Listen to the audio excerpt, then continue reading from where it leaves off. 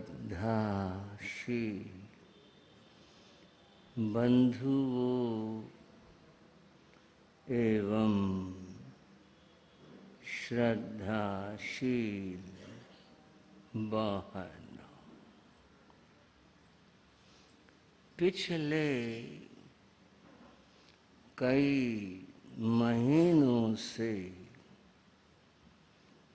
जिस दिन की प्रतीक्षा थी वह दिन आज उपस्थित है। वह दिन है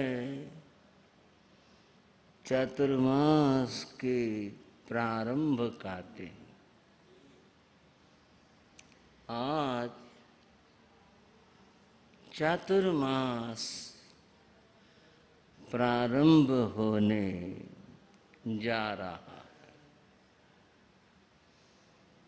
चातुर्मास के बारे में अभी हमारे श्री विकास मुनि जी ने कुछ भावनाएं व्यक्त की कि चातुर्मास को हम कुछ विशेष बनाएं। विशेष से जो भाव है वह अधिक से अधिक धर्म ध्यान से है।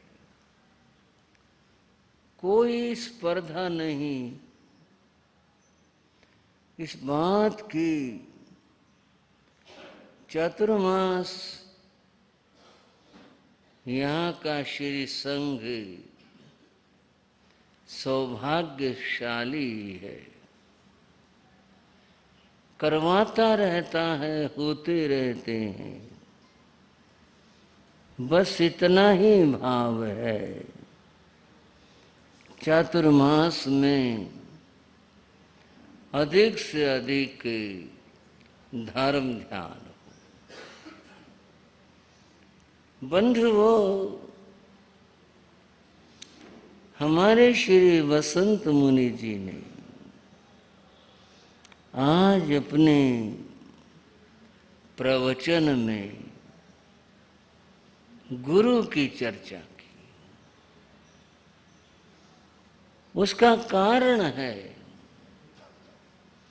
कि आज देश में गुरु पूर्णिमा भी मनाई जा रही है। इस शब्द का हमारे यहाँ जैन परंपरा में विशेष प्रचलन नहीं है। वैदिक परंपरा में इस शब्द का बहुत प्रचलन है। उस परंपरा में तो आज के दिन व्यक्ति शिष्य गुरु के दर्शन करने के लिए अवश्य जाता है और अपने परंपरा के अनुसार गुरु दक्षिणा भी समर्पित करता है। वे लोग इसका बहुत महत्व मानते हैं। गुरु पूर्णिमा को गुरु दर्शन करना और गुरु सेवा करना। बंधुओं, गुरु दर्शनों के लिए और धर्म ध्यान करने के लिए आप भी उपस्थित हुए और जगहों पर भी जहां जहां संत साध्वियां विराजमान है तो श्रद्धालु वहां जाते हैं, गुरु दर्शन करते हैं और अपने सामर्थ्य के अनुसार धर्म ध्यान भी करते हैं। इस रूप में, धर्म ध्यान के रूप में, यहाँ जैन परंपरा में इस तरह है गुरु पूर्णिमा मनाई जाती है। बंधुओं, बात चातुर्मास की थी। चातुर्मास शब्द का अर्थ आप सभी जानते हैं। चतुर्णाम मासानाम समूह चातुर्मास है। 4 महीनों के, 4 मासों के समूह को इकट्ठा करने को, उसको चातुर्मास कहते हैं। एक वर्ष में 12 मास होते हैं। ये जो 4 महीने हैं, ये 4 महीने वर्षा के हैं। अतः चातुर्मास में जो महीने परिगणित किए जाते हैं वे वर्षा के गिने जाते हैं। श्रावण मास, भाद्रपद मास, आश्विन मास और कार्तिक मास, ये 4 महीने भारतीय परंपरा में वर्षा के माने गए। एक और बात वो भी आपको पता होगी कि चातुर्मास का दूसरा नाम वर्षावास है। क्या नाम है भाई? वर्षावास है।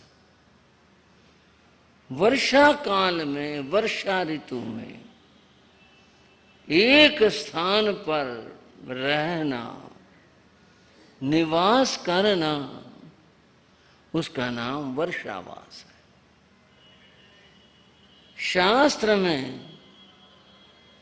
वर्षावास शब्द अधिक आया है। वासावासं ये शब्द आता, वर्षावास। जहां भी कहीं संतों के इस प्रकार का प्रसंग आया तो वहां वर्षावास शब्द आया कि वहां पर वर्षावास किया। भगवान महावीर के लिए भी वासावासं शब्द आया, वर्षावास किया। आजकल चातुर्मास शब्द ज्यादा प्रचलित है, पर चातुर्मास से तात्पर्य भी वर्षा के 4 महीनों से है। वर्षावास से भी यही तात्पर्य है कि वर्षा के 4 महीनों में एक स्थान के ऊपर रहना। बंधुओं, साहित्य में, कोश में साधुओं के लिए एक शब्द आता है परिव्राजक। परिव्राजक शब्द कोश साहित्य का शब्द है। वैसे सनातन धर्म साहित्य में इसका ज्यादा प्रयोग है। परिव्राजक का अर्थ है जो निरंतर चलता रहे, एक जगह रुके नहीं। भगवान महावीर भी अपने साधना काल में एक स्थान पर 1 या 2 दिन ही ठहरते थे। चातुर्मास की बात करूंगा मैं, अभी मैं और बात कर रहा हूं। वे 1 दिन या 2 दिन रुकते थे, उसके बाद विहार कर देते थे। इसलिए साधु को परिव्राजक कहा, जो निरंतर चलता ही रहता है, एक स्थान से दूसरे स्थान पर जाता रहता है। जो परिव्राजक है, एक स्थान से दूसरे स्थान पर चलता रहता है, उसके लिए वर्षावास चातुर्मास बिताना, एक जगह रहना, चातुर्मास करना, ये विधान कैसे आया और क्यों कराया?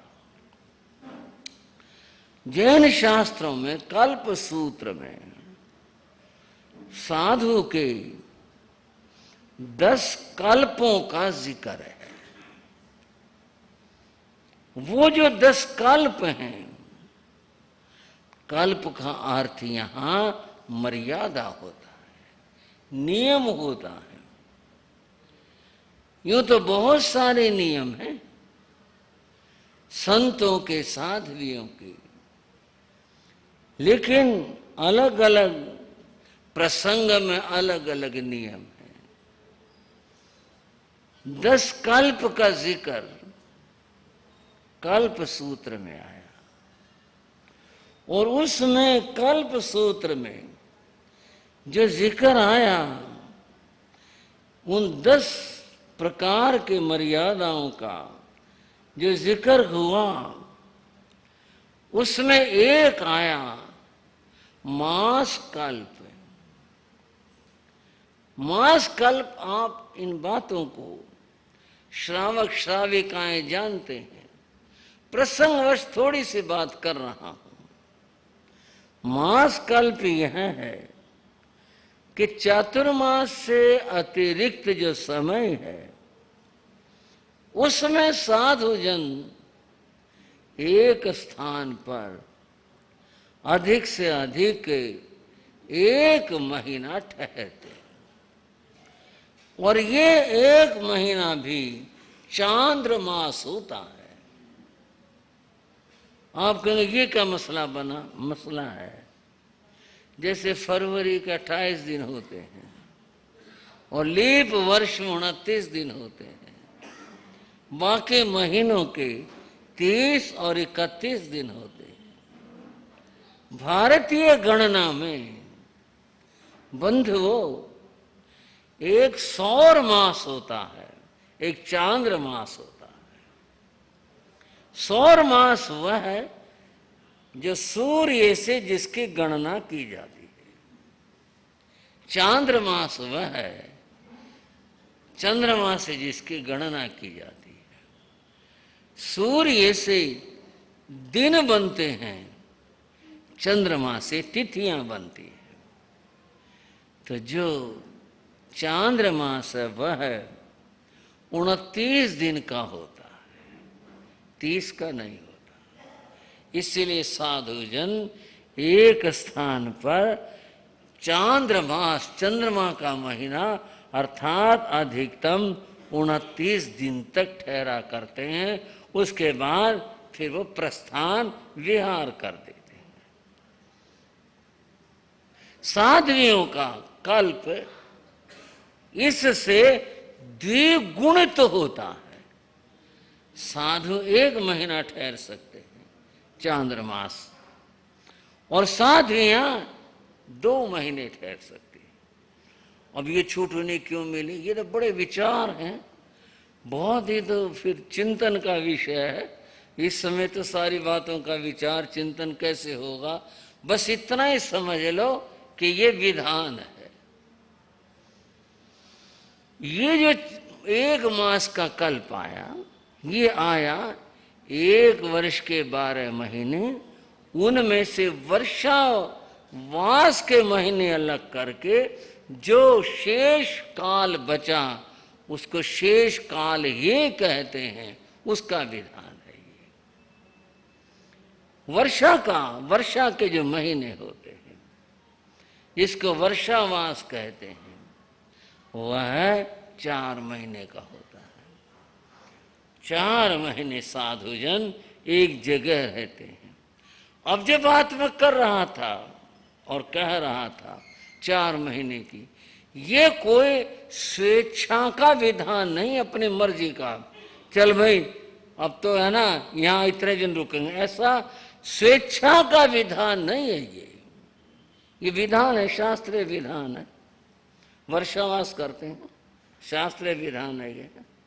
अतः 4 महीने साधु जन एक स्थान पर रहते हैं, वर्षावास करते हैं, एक जगह के ऊपर वर्षा का समय व्यतीत करते हैं। अब थोड़ा सा यह है, जो परिव्राजक चलने वाला है उसके लिए 4 महीने एक जगह रहने का विधान क्यों और कैसे होगा? बंधुओं, इसका जो लाभ है वह है साधु और श्रावक। श्रावक तो जैन शब्द हो गया। अब मैं से और सीधे मैं कहूं, साधु और जनता, इन दोनों का लाभ होता है।